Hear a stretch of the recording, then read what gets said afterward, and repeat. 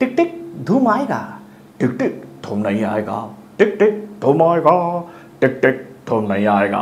कितना प्यारा धुन मैंने बना दिया, टिक टिक धूम आएगा को लेकर। लेकिन भाई हम ये बात कहना चाहेंगे इस फिल्म के मेकरों से, यानी कि हमारे प्यारे दुलारे यानी कि भाई आदित्य चोपड़ा से कि सर अगर आपको ये मेरा धुन अच्छा लगा हो तो आप अपनी इस फिल्म में इस धुन का इस्तेमाल कर लीजिएगा। टिक टिक धूम आएगा, टिक टिक धूम नहीं आएगा। ये जो खेला चल रहा है ना धूम को लेकर, बड़ा आनंद आ रहा है इस खेल को समझते हुए।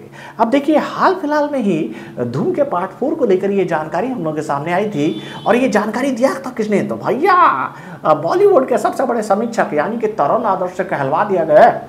कौन बोला रे, कौन बोला कि धूम आएगा? बकवास करता रहता सब है, कोई बोला तुमसे? लो तरुण आदर्श कह रहे हैं ना कि नहीं आएगा तो नहीं आएगा।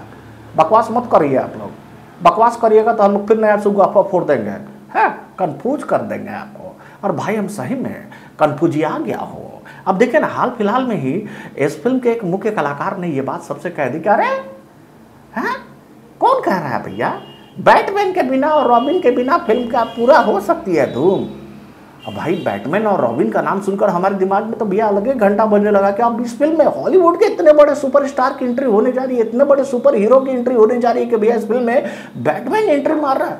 तो भाई अगर इस फिल्म में बैटमैन की एंट्री हो जाएगी तो आप तो समझ लो कि भैया यह फिल्म तो सुपर से ऊपर हो जाएगी। और भाई जब बैटमैन से मुकाबला होगा किंग खान का तो कितना जबरदस्त होगा भाई, है ना?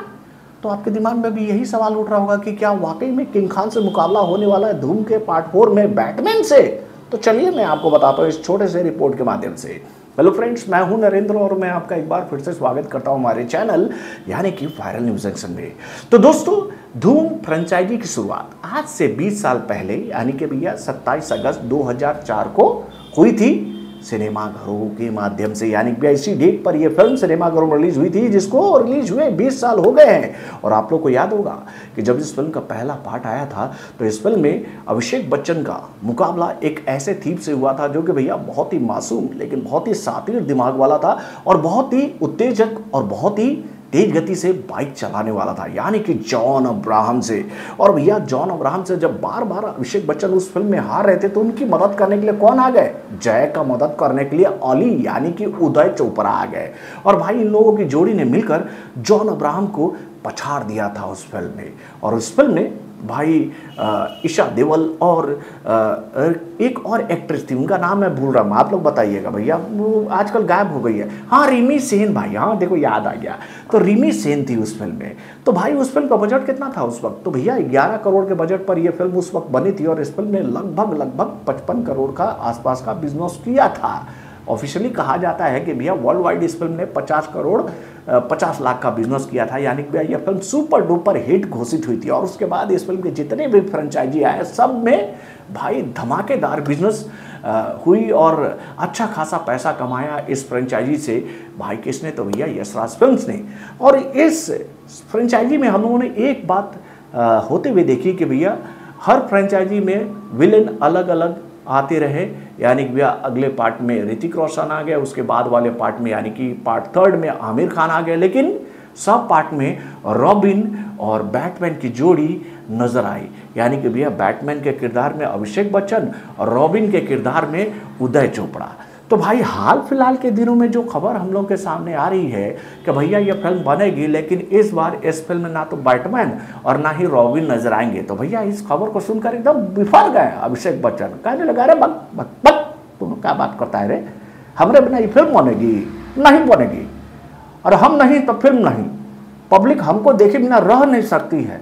पब्लिक बोलती है अभिषेक है तो धूम है, धूम है तो अभिषेक है, अभिषेक नहीं है तो धूम नहीं है।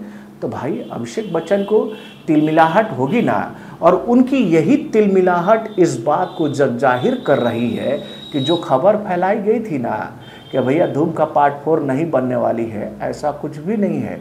आप लोग बस इंतज़ार कीजिए कुछ दिनों का, ये धमाका बहुत जल्दी ही होगा कि भाई ये फिल्म बन रही है। और इस फिल्म में नजर आएंगे कौन? तो भैया शाहरुख खान के साथ रणवीर कपूर। प्लानिंग तैयार है मेरे भाई, बस इन दोनों कलाकारों को मोटिवेट करना है इस बात को लेकर इस फिल्म के मेकरों को कि भाई देखिए दोनों कलाकारों का जो किरदार है वो एक दूसरे से कमज़ोर नहीं है।